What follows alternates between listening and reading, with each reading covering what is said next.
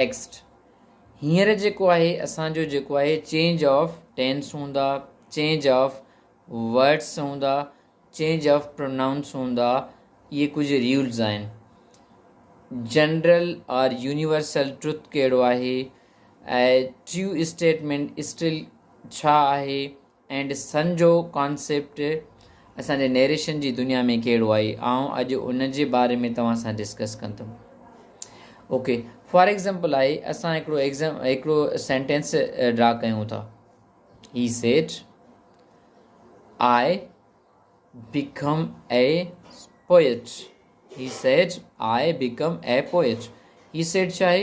ही said first part of a direct आहे, I become a part inverted commas जे अंदरि आहे, इहो आहे रिपोर्टेड स्पीच।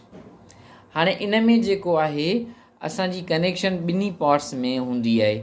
मसलन कि ही सेड असां फर्स्ट पार्ट खे ॾिसी करे उन जी जेका change of narration change of indirect कंदासीं त सेकेंड पार्ट ते कंदासीं। ठीकु आहे। हाणे सभ खां पहिरियां असांखे सॉरी प्रैक्टिकल वञण खां पहिरियां या असां सेंटेंस करण खां पहिरियां असां हुनजो कॉन्सेप्ट त सम्झूं भाई डायरेक्ट एंड इनडायरेक्ट असां कयूं कीअं। फॉर एग्ज़ाम्पल जेकॾहिं आउं हिकिड़ो सेंटेंस कयो आहे त उन में आहे he said I become a poet.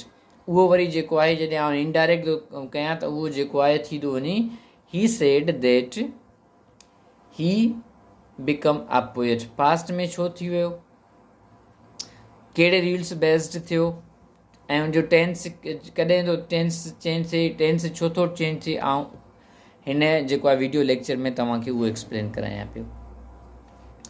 सभ खां पहिरियां असांजा जेके प्रेज़ेंट जा टेंसिस आहिनि एंड फ्यूचर उहे पास्ट में हलिया वेंदा। मसलन के प्रेज़ेंट इंडेफिनेट जो जेको आहे टेंस पास्ट इंडेफिनेट थी वेंदो। पास्ट इंडेफिनेट जो जेको टेंस आहे उहो पास्ट परफेक्ट में थी वेंदो। Present indefinite continuous past indefinite continuous में थी वेंदो। Past indefinite continuous past perfect continuous में थी वेंदो।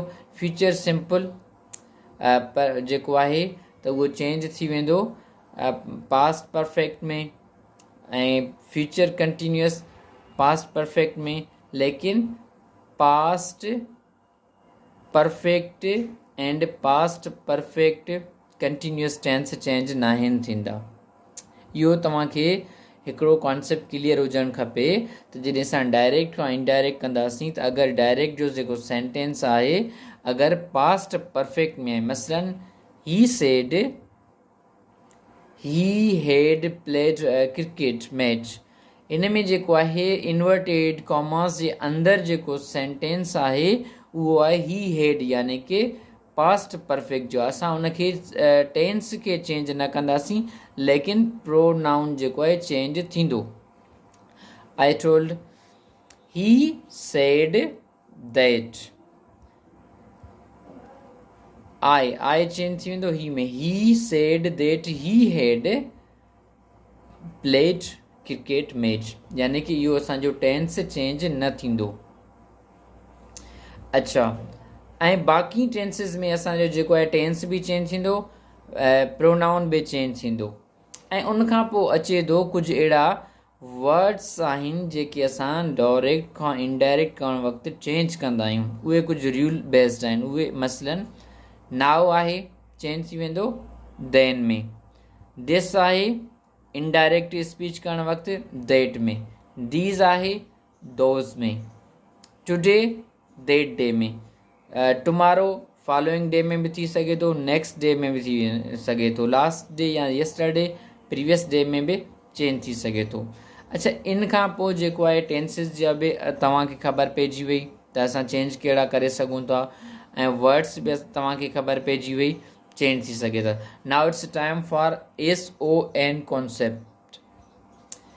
अच्छा, ही SON जो जेको कॉन्सेप्ट आहे इहो वेरी वेरी क्रिटिकल बि आहे, इंट्रस्टिंग भी आहे एंड टेक्निकल भी आहे। सो इनखे तव्हां जेको आहे फुल कंसंट्रेशन ॾिजो, kindly to pay overall attention how to clear the concept of SON in indirect and direct speech or narration.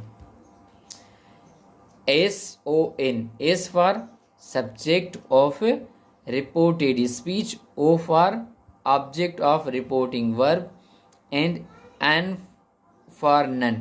अच्छा, हाणे जेको आहे कुझु प्रोनाउंस जे बारे में असां जेको आहे डिस्कस कयूं पिया। सन जॾहिं असां को सेंटेंस एक्सप्लेन कंदासीं त उन जो रिपोर्टेड स्पीच जो अगरि सेंटेंस जेको यानी कि इन्वर्टेड कामास जे इनसाइड आहे, उन में जेको सब्जेक्ट आहे, अगरि सब्जेक्ट फर्स्ट पर्सन आहे, फर्स्ट पर्सन कहिड़ा हूंदा आहिनि, आई एंड वी आहे। अगरि आई एंड वी आहे त उहो जेको आहे इनडायरेक्ट स्पीच में चेंज थींदो कंहिंसां, रिपोर्टिंग वर्ब जे सब्जेक्ट सां। यानी कि डायरेक्ट स्पीच जो जेको अगरि प्रोनाउन रिपोर्टेड स्पीच में यानी कि इन्वर्टेड कॉमर्स जे अंदरि जेको सब्जेक्ट आहे अगरि आई या वी आहे, यानी कि अगरि फर्स्ट पर्सन प्रोनाउन आहे त उन जो जेको आहे चेंज थींदो छा सां थींदो, रिपोर्टिंग वर्ब जे सब्जेक्ट सां। For example, he said comma, very inverted commas, we will go to Karachi. हाणे इन में जेको आहे आउं इनखे इनडायरेक्ट में कंदमि त उन सां छा थींदो, उन सां जेको सेंटेंस आहे, हाणे वी छा आहे, वी सब्जेक्ट आहे कंहिंजो, फर्स्ट पर्सन ऑफ प्रोनाउन जो। हाणे इन जो थोरो एहतियात सां सम्झिजो, इनखे आउं इनडायरेक्ट ॾींदुमि। He said me that we, हाणे वी जेको आहे त उहो असांजो इन में इन जे करे चेंज कान थींदो त उहो प्लूरल फॉर्म में रहे। फॉर एग्जाम्पल, हिकिड़ो ॿियो एग्ज़ाम्पल आउं चवां तव्हांखे एक्सप्लेन ॿुधायां पियो। He said inverted commas starts, you will go to shopping. हाणे इन जो आउं इनडायरेक्ट कंदमि। ही सेड, अच्छा हाणे यू आहे, यू कहिड़ो आहे, सेकंड पर्सन प्रोनाउन आहे। सेकंड पर्सन प्रोनाउन जेको आहे उहो चेंज थींदो, उहो कॾहिं चेंज थींदो, उहो चेंज थींदो रिपोर्टिंग वर्ब जे ऑब्जेक्ट सां। ही सेड, हाणे जेको आहे हिते ऑब्जेक्ट आहे ई कान, पोइ असां हुनखे कीअं कंदासीं। अच्छा, जॾहिं ऑब्जेक्ट न आहे त अमूमन उते असां जेको आहे आहे खे इस्तेमालु कंदा आहियूं, यानी कि हुन मूंखे ई चयो हूंदो, असां हिते जेको आहे थोरो इनहेंस कंदासीं कॉन्सेप्ट खे, त हुन मूंखे ई चयो हूंदो। ही said to me that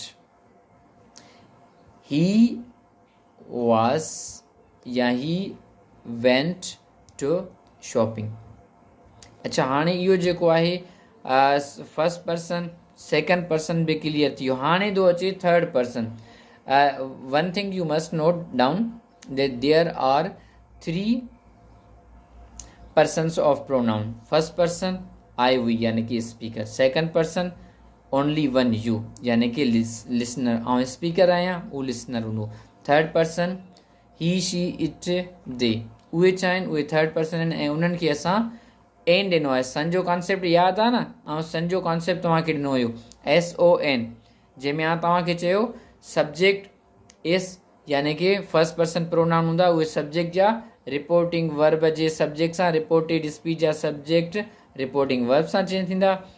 object U अगरि सेकंड पर्सन हूंदो त उहो फर्स्ट पर्सन जे ऑब्जेक्ट सां थींदो, ऐं अगरि थर्ड पर्सन हूंदो त उहो चेंज न थींदो। Listen, I have an extra या an other example. I said inverted commas starts, she will make a tea. हाणे हिनखे जॾहिं आउं इनडायरेक्ट कंदुमि त उते छा लिखंदुमि, छा चवंदुमि, I said that she would make tea for me. अच्छा, हाणे छा थी वियो, शी जो उते साॻियो ई आउं ॾिनमि। छो की असां हिकिड़ो कॉन्सेप्ट सर पढ़ियो, तव्हांजे अगरि माइंड में हूंदो त तव्हां चवंदो सर असां हिकिड़ो कॉन्सेप्ट पढ़ियो आहे, जंहिं कॉन्सेप्ट खे असां जेको आहे SON कॉन्सेप्ट चऊं था। उन मुताबिक़ असां जेको आहे थर्ड पर्सन प्रोनाउन में जेको आहे टेंस त पर छा, पर हुनजो जेको प्रोनाउन आहे उहो चेंज न कंदा आहियूं। अच्छा, हाणे वरी कुझु अहिड़ा जेके आहिनि टर्म्स आहिनि या कुझु अहिड़ा फैक्ट्स आहिनि उहे चेंज न थींदा आहिनि। मसलन आउं थो चवां त दुनिया जेका आहे गोल आहे, त इनखे इहा हिकिड़ी हक़ीक़त आहे। या थो चवां त सन हमेशह जेको आहे ईस्ट खां राइज़ थींदो आहे। इहे छा आहिनि, इहे हक़ीक़तूं आहिनि, उन्हनि खे असां कॾहिं बि चेंज नथा करे सघूं। उहे एग्ज़ैक्टली जेको आहे रहंदियूं। उन्हनि जो न को वर्ब चेंज थींदो, न को नाउन प्रोनाउन चेंज थींदो, कुझु बि न थींदो। फॉर एग्ज़ाम्पल आउं उनखे एक्सप्लेन कयां पियो। He said to me the sun is always rises from the east. हाणे हिनखे आउं कंदुमि ही सेड टू जो कॉन्सेप्ट अची वियो। हिते वरी जेको आहे चेंज थींदी, he told me that the sun is always rises from the east. या mother said the earth is revolve around the sun. इनखे आउं इनडायरेक्ट में कंदुमि, mother said that the sun is mother said that the earth is revolve around the sun। अच्छा, हाणे वरी हिकिड़ो जेको जेन्युइन कॉन्सेप्ट आहे उहो तव्हांखे एक्सप्लेन कयां पियो। हिन जेको लास्ट एग्ज़ाम्पल ॾिनो आउं, उन में तव्हां हिकिड़ी नोट शायदि पॉइंट कई हुजे। उन में आउं कयो आहे ही सेड टू मी, यानी कि रिपोर्टिंग वर्ब में जेको फर्स्ट पार्ट आहे डायरेक्ट स्पीच जो, उन में मां सब्जेक्ट बि ॾिनो आहे, वर्ब बि ॾिनो आहे एंड ऑब्जेक्ट बि ॾिनो आहे। हाणे इन कॉन्सेप्ट में हिन जॾहिं हीअ नोयत हुजे एग्ज़ाम में अची वञे त उनखे पोइ कीअं कजे। That's a good point. If anyone witnessed or noticed, that's a good point. अच्छा, उनजो असां हीअं कंदासीं त जॾहिं अहिड़ी कंडीशन अची थी वञे त उन में असां जेको आहे छा कंदासीं, उन में असां जेको आहे चेंज जा कुझु वर्ड्स आहिनि उहे इन में एक्सप्लेन कंदासीं। कुझु चेंजिस आहिनि। से छा में चेंज थींदो, टेल में, सेज टेल्स में, सेड टोल्ड में, इहे कुझु चेंज आहिनि। अच्छा, कहिड़े टाइम, जॾहिं सब्जेक्ट वर्ब एंड ऑब्जेक्ट अची थो वञे रिपोर्टेड वर्ब यानी कि डायरेक्ट स्पीच जे फर्स्ट में, त उनखे असां जेको आहे दैट जी जॻह खां पहिरियां टोल्ड इस्तेमालु कंदासीं। मसलन he said to me Ahmad is a good boy. He said to me यानी कि न ऑब्जेक्ट ॾिनो आहे रिपोर्टिंग वर्ब में, यानी कि डायरेक्ट जेको स्पीच आहे उनजे फर्स्ट पार्ट में। He said to me that Ahmad is a good boy.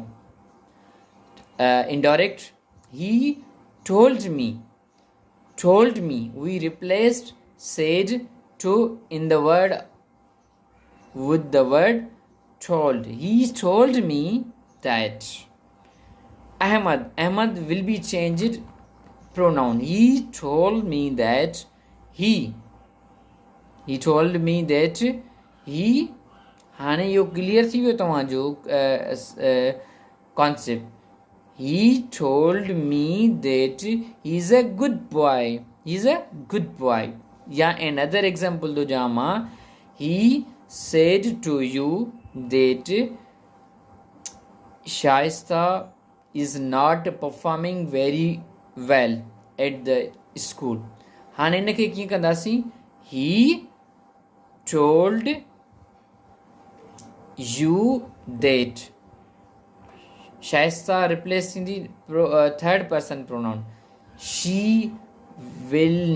She is not perform very वेल।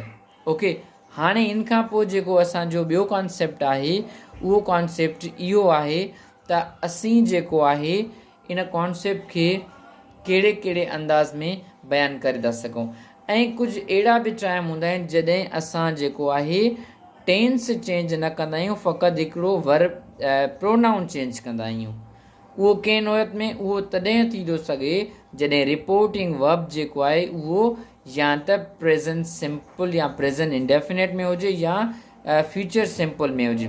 मसलन I say inverted commas starts they will perform very well. I say हाणे हिन में जेको आहे असां प्रोनाउन चेंज कंदासीं पर हिते प्रोनाउन बि चेंज न थींदो छाजे करे ही जेको आहे त थर्ड पर्सन प्रोनाउन आहे. I say I said I say that they will perform very well. या ॿियो सेंटेंस करूं.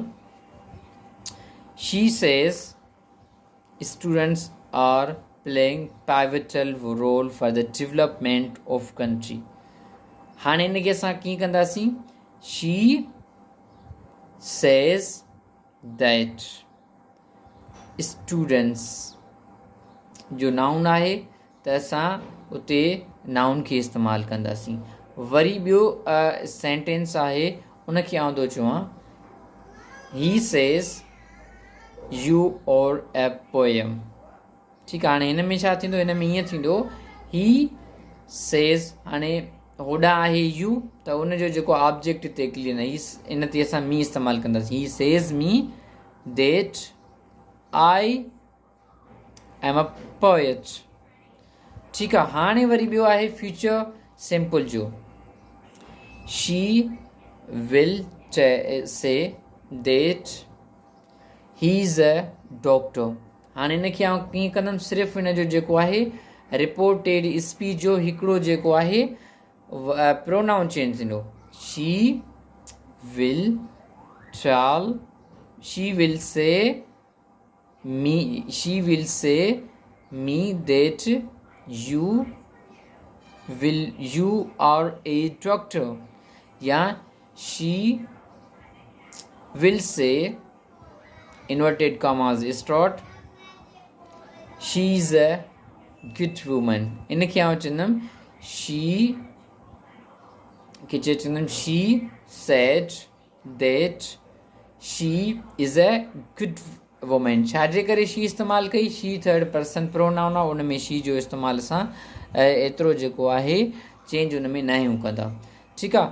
सो अॼु जो जेको मुंहिंजो हीउ लेक्चर हुयो उन में आउं जेको आहे बेसिक रूल्स जेके डायरेक्ट खां इनडायरेक्ट करण जे लाइ आहिनि उन्हनि खे कवर कयो आहे. मसलन असां क्लियर कयो what is narration or direct and indirect. Direct and indirect जा केतिरा पार्ट्स आहिनि. चेंज ऑफ टेंसिस छा आहे. चेंज ऑफ वर्ड्स कहिड़ा कहिड़ा आहिनि ऐं कॾहिं कॾहिं असां चेंज कंदा आहियूं. रिमूव टू जेको इन्वर्टेड कामास अचनि था उनखे रिमूव करण जे लाइ असां कहिड़ी वर्ड जो इस्तेमालु कयूं था ऐं उनजो जेको आहे पार्ट्स ऑफ स्पीच कहिड़ो आहे. ऐं उनखां पोइ असां कॾहिं जेको आहे ख़ाली प्रोनाउन चेंज करे था सघूं रिपोर्टेड स्पीच जो. लेकिन वर्ब या टेंस ऑफ वर्ब नथा चेंज करे सघूं. ऐं कहिड़ा कहिड़ा टेंसिस चेंज थी सघनि था ऐं कहिड़ा कहिड़ा जेको आहे वर्ड्स चेंज थी था सघनि. ऐं जनरल ट्रुथ या यूनिवर्सल ट्रुथ जो कॉन्सेप्ट छा आहे. SOS कॉन्सेप्ट छा आहे ऐं उहो कॾहिं इम्प्लीमेंट थींदो आहे. इनशाला हीउ मुंहिंजो जेको हुयो अॼु जो पार्ट 1 नरेशन हुयो. ऐं नेक्स्ट पार्ट जेको इनशाला तमामु जल्द ॾींदा ऐं अपलोड कंदुमि. इन नेक्स्ट लेक्चर में जेको आहे असीं सम्झंदासीं त प्रैक्टिकल कीअं कंदासीं. यानी कि आउं सेंटेंस लिखी करे उन में सॼो कुझु तव्हांखे एक्सप्लेन कंदुमि. Today's my lecture is all about for narrations, rules and regulations and basic points which we had covered in this lecture. Thank you. At the end, I pay huge attention that kindly subscribe my channel Career Counseling with Sir Asif Khan and follow my Facebook page. इन्हीं नाले सां आहे. Thank U.